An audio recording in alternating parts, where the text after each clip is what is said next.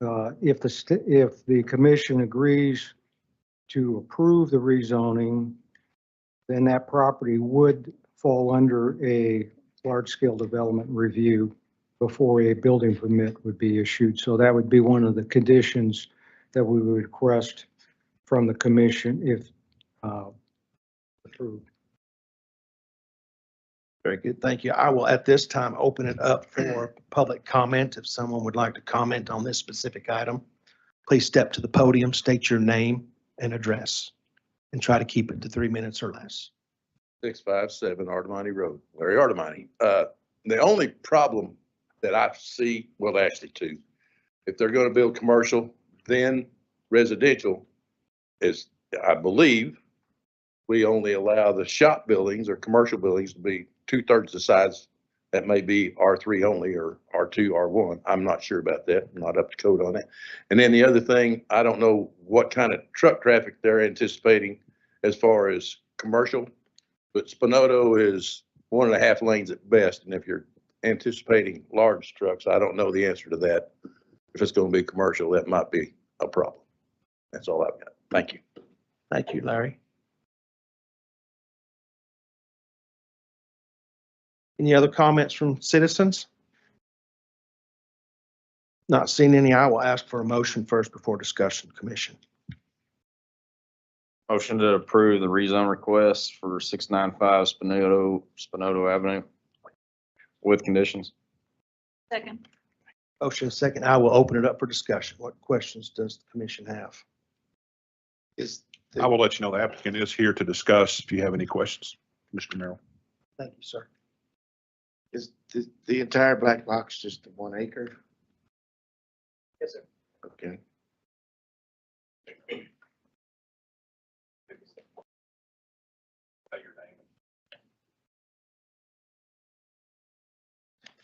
Russell Merrill. I do own 695 Spinato. Would like to have it rezoned so I can build a metal shop. As far as a commercial building, I want to build a shop to store my snow cone business supplies. I've got a snow cone business, and in the off season, we've got to store stuff. My shacks don't stay on locations. The supplies got to come. So as far as traffic, I don't see any additional traffic other than myself showing up to, drop off supplies, pick up supplies, stuff like that. As far as taking a commercial, I'd be fine leaving it residential because the ultimate goal is to also build a house and then have a house on an acre with the shop in the back. But I guess as far as the way things have to go, it has to be, you can't build the shop before the house. That's correct. Candy? When do you plan on building a house? I don't have any specific timeline. My funds will determine that, specifically. We've got lots of options. My kids will be out of the house. We've got a nice, big, beautiful house right now that we might downsize from in the future. So we could build there and then sell the current house, but I don't have a specific timeline. I drove out there today. It looks like do you have a footing poured? That's original to the property when That was already there? So I'll need you to just come up to the mic so the people, if they're online, they can hear you. Thank you. That was a slab we poured for my granddaughter to move my sister's house on. And once we did that, she got mad and decided she just sell the land. So that's why that's there.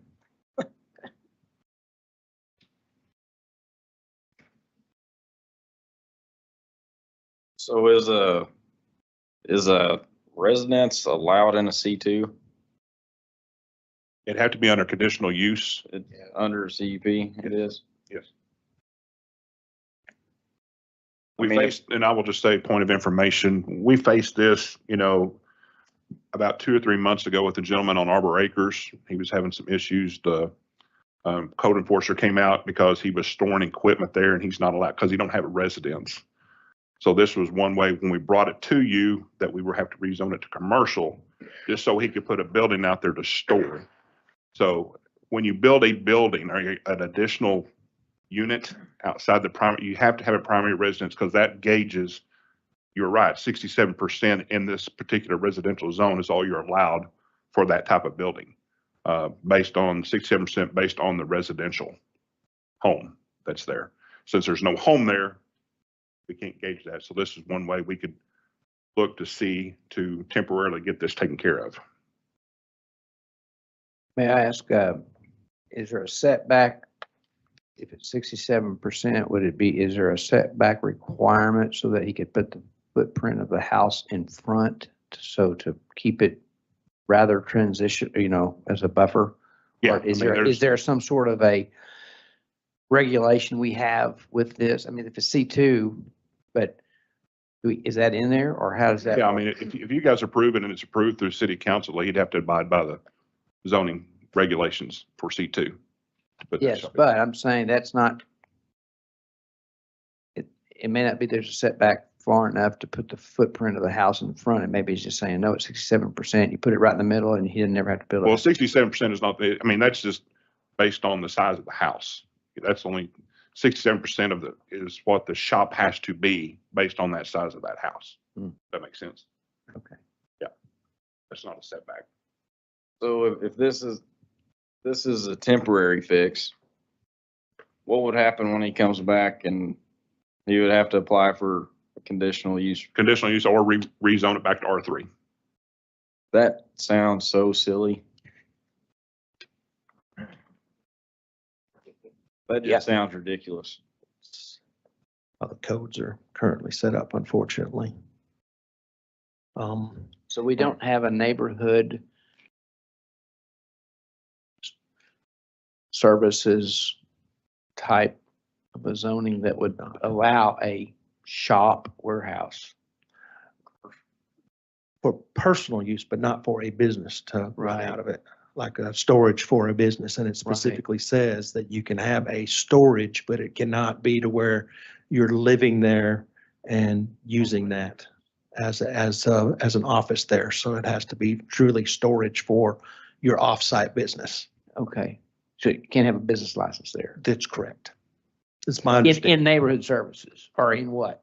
In the residential piece of it, that's why it's having to go to C2. Does the commercial trades and services zone work?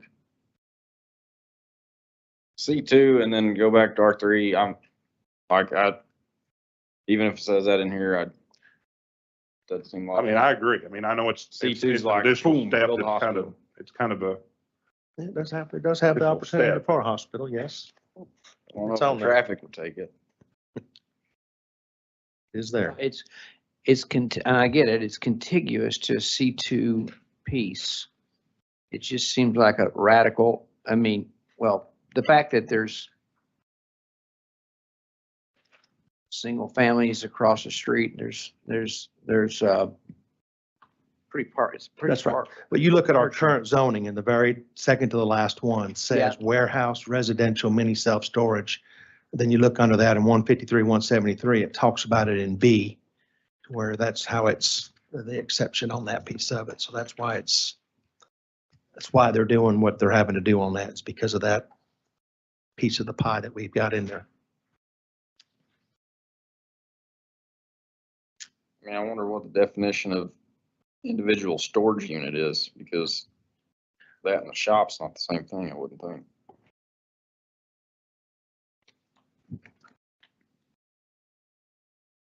C2 is just too drastic for me. Commercial trades and services sounds to me like it'd be better suited for it. And that is how our future land use is set up for that but that's the future land use. So that's not our current piece of it. What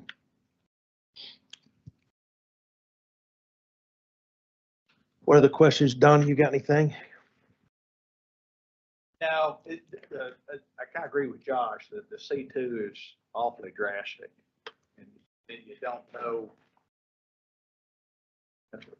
You're planning for it now, but then maybe you decide to sell to something that's an even more drastic business with more traffic, more trucks, things like that, that you sell later, that you sell to somebody else to do later. So it's concerning to me for the fact that there's residential in there.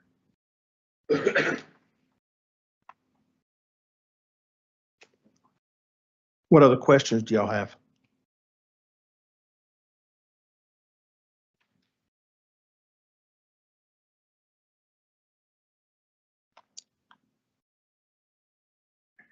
Seeing none, then I will ask for a roll call. And this is for the approval of R3 to C2 with conditions. Tom, No. James, No, Donnie, No. Kevin, No. Josh, No. Candy. No. Motion fails. Moving on to item number 2 is an industrial circle large-scale development. The applicant is requesting an LSD approval to construct a 7,564 square foot retail center with 4 units on approximately 1.05 tract of land on West Henry to Tonti Boulevard. Mark, is this one you as well? No, that's Zach. Zach. All right, Zach. Large scale. Yep. Good evening, Commission. We've got a LSD for you to discuss this evening. This is on Industrial Circle. It's on a smaller tract of land. We're looking at doing a commercial property with 4 retail subunits. It was a previously developed, I'm sure you know what it was before. The name eludes me. It was some other commercial business.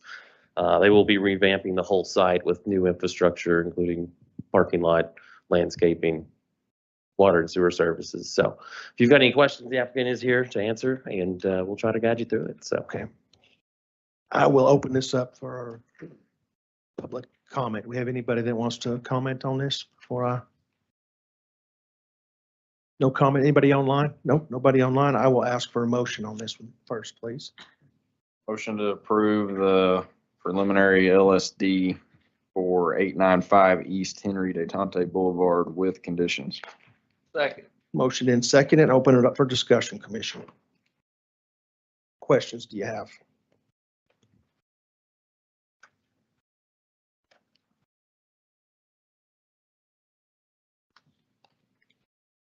That Plaza Tire Service. That's, I believe that is Plaza to the east of it, yes.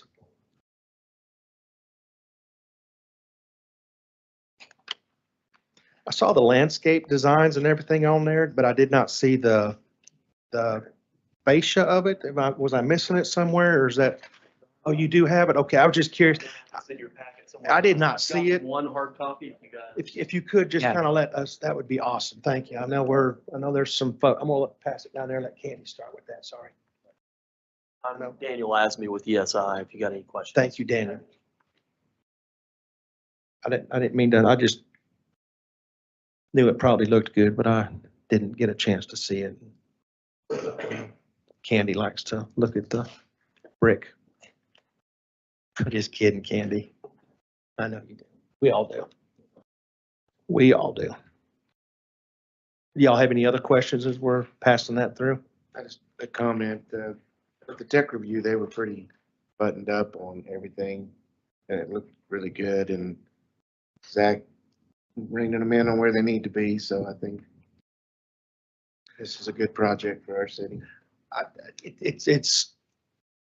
It's neat to just drive around, not even Tontitown, to other cities, and you're seeing a lot of these type of developments that are kind of coming in that are for the smaller companies that, don't need a big office space, but they need some warehouse space too. So I think that's, I think it's a need and it's nice. I'll note, I like seeing these, some of these older, maybe dilapidated lots getting revamped. This is certainly one of those. We've worked with ESI to get all of our comments addressed through tech review. I do have one drainage issue that I see no problem we can't work through during the construction plans of this. So I only had one special comment, but we can get that fixed before this gets approved for construction. So. Very good. Any other comments from commission? I had a question on, and Zach, you may be able to answer this, the curbing. There were several options here on the plans. Do you know which one? So I think we added some of the RDOT curb on there for instance, like there's a little island when you're pulling out on the 412, there's a little, I think they call it a channelization island, but it's just to force you to only be able to turn right out, to try to keep people from turning left in. And that's a different curve that starts off low and kind of angles up at kind of a taper. So if you do hit it, it doesn't bust your tire open. But for along the street, it's going to be just your standard curb and gutter like you see would see throughout the city, really.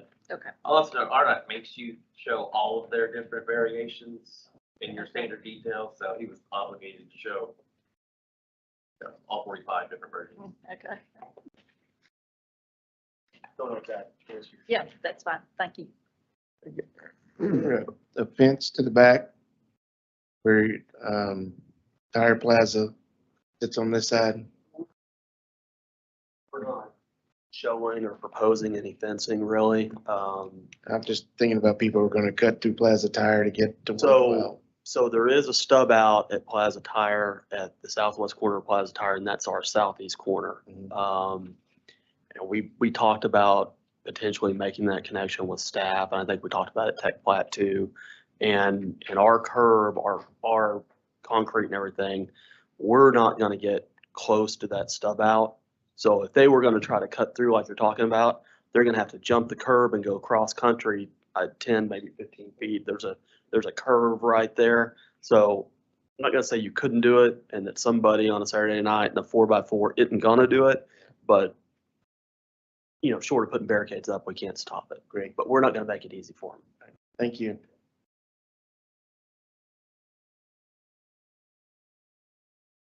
Very good. Any other questions? Not seeing any, I will ask for roll call, please. This is for the approval of the large-scale development with conditions. Josh, Yes. Kevin, Yes. James, Yes, Candy, Yes. Tom, Yes. Donnie. Yes. Motion passes. Thank you. Oh, let's see. So, the rezone does not go to planning commission, but it can be appealed to planning commission if you wanted to. City. Oh, sorry, city council. I always say planning commission because I think they're just as good as we are sometimes. But, so that does not go. So I will ask, let's see, December building activity reports. Y'all got any questions? Go ahead, Mark. Yeah, this is to complete the full year. Commercial evaluation was really strong this year, along with the fees. Did really well. I think we're only two short of last year on the commercial side, but the evaluation was much higher than it was the year before. Residential side is still hanging in there. Evaluation down a little bit compared to last year, but the permits were much more. I mean, it was good, healthy income. And you could see there was only 3 less residential permits compared to the year before. So we are seeing a little bit of slowdown. Hopefully some of these subdivisions will actually get moving and we'll be able to see some more houses built. Did want to mention that on the projects, some activity, the Maven commercial is complete. They're requesting for a final on that. So as soon as weather breaks here, we can get out there and get a final on that project. Zach and I have been over to Washington County planning a few times now regarding the Deer Valley. Deer Valley is a project that the engineers kind of messed up and didn't submit there has to be both submitted to us in the planning and submitted, since it's in the county, they didn't submit, so they're going back through it. And the challenge they're having right now is that the road superintendent didn't have a chance to be there when they did all the testing on it. And so we'll see where that goes, but that has not been final at all. Also, there was a review of 1 million acres, so I think we're moving forward on that. Again, the engineer didn't submit that to the county, so they're going through that process. But as far as I know, that's all we have on the projects. Do want to mention that Zach and I spent some time over at Northwest Arkansas Planning, getting some assistance to do an overlay district on 412 and 612, that intersection there. I've also requested that RDOT do a corridor study, at least from that intersection into some down by Harmon, excuse me. Kind of get us a better picture of maybe restricted access and to build a nice medium in there that has lights and, you know, knowing that, hey, you're in Tontitown now and it's beautiful, and that's something we're going to be working on. So we'll be working on that. They'll actually put together a design along with an ordinance that we can take a look at. We also, Zach and I and Brad are be going through the development codes, and some of the stuff that you see that's come up just in similar circumstances that we just saw tonight on the rezoning. We're going to be making some recommendations of some changes on the development code. Some of them are going to be a little bit more stringent, but you'll see.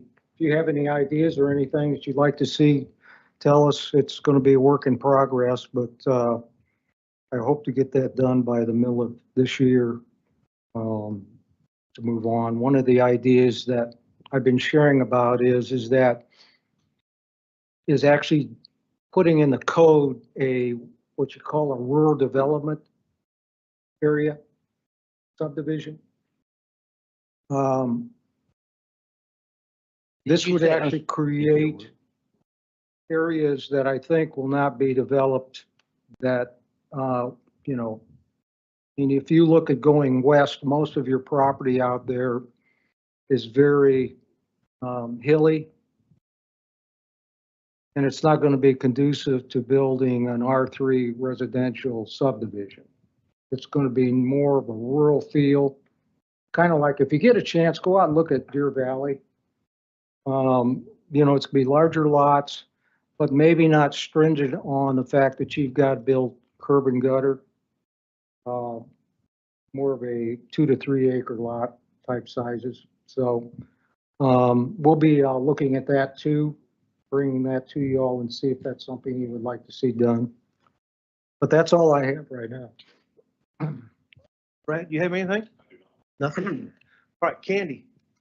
I have nothing. No comments from Candy. Tom? I would agree that there's probably a need for a rural subdivision, a little less stringency, and allow people to have a little more lot without the cost of the infrastructure for the developers, and even the west development over there towards Harmon Road. As we continue to grow west, just looking at that in a little bit different way, I think there's demand for it, and it can be done rightly. Donnie? A question more than anything of what we can do as a city. We had a pretty nasty incident January 14th out on the south end of Barrington Road and Reed Valley Road where there was a wreck with the Henshaw's bull. You know, it's a pretty big deal. Talked about on Facebook. And a lot of us were without gas till late that night or the next morning. And I had I was fortunate enough to get a hold of somebody at Black Hills and have them tell me what was going on. So then I jumped on the Reed Valley POA Facebook page group. And then subsequently a couple of neighbors on there said, wow, this is crazy. No notification to us. Can the city not send out some sort of a notification? I mean, I know we have a pretty big population that would go to now, 9,000 people or whatever, but you know, I think finally there was something on Channel 5 News later in the evening, but that's right, you did that, you got involved in that. But is there some kind of an emergency type deal that can happen for a city to notify the citizens of a city of something like that?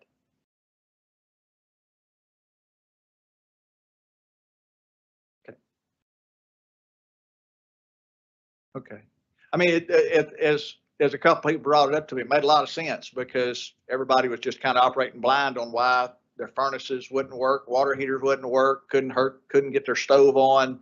Kind of blew me away for a while too. So anyway, that's There's something, actually, something came up. if you're familiar with the code red alert, I don't know if the county actually runs that, but they can actually zoom down into specific areas and send out, if you sign up for it, it's like emergency, type tornado warning or anything like that. We might look into that. It's code red. Yeah, you can come up here. Yeah, yeah.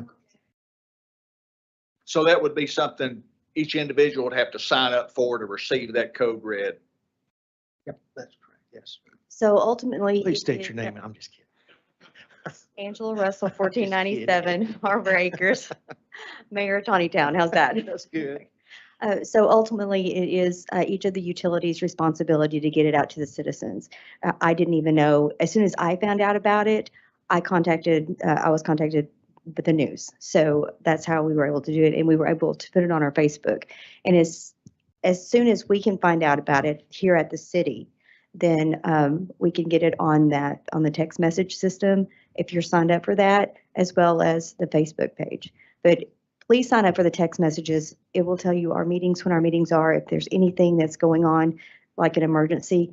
When I find out about it, I have to be notified. And if I'm not a citizen, if I'm not on that area that's been blacked out, if there's no power there, they're not going to contact me. So unless I'm contacted or one of the citizens contact me, that's when I can get it out. But we can't get it out unless we're notified as well. So it would be up to the citizens that doesn't have the gas or the power or whatever it may be to contact the city to let them know to get it out. Otherwise, it is the individual utility company's problem, or not problem, but issue to get it out. So that's all I can do. I'm sorry. Makes sense. I'll get word out to the folks on the south end of town. Contact me, contact the city. Is that it, Donnie? Yes. All right, James? And I have nothing. James has nothing. How about you, Josh? I'm pretty sure this is a fake quote. Maybe more of a meme, but it's Denzel Washington. It says, "Some people will never like you because you kill more deer than them." Denzel Washington. But I'm pretty sure that's fake, but I thought it was funny enough to share. Sure that's. Okay. I've got two things really. Just don't forget our packets that we need to get back by Friday. Then this Saturday from 10 to 4 is the grand opening of the fire station, the new fire station from 10 to 4. So please come out. We're having food and hot dog and hamburgers and fun but no fire pole. I tried to get the fire pole and we didn't get a fire pole, but maybe the next one we'll get a fire pole. So it's my goal. Oh, Except one thing. yes, sir, Mr. Larry. I want to commend the planning commission and that gentleman right back there in the corner. When we were coming to work at 12 o'clock yesterday, gentleman was here a lot earlier than that because, these guys coming to work like that. Thumbs up. We do appreciate it. We got a good bunch here. Larry told me he was going to do that. If no other, I will ask for a motion to adjourn. Everybody in agreement? Say aye. Aye. Thank you all.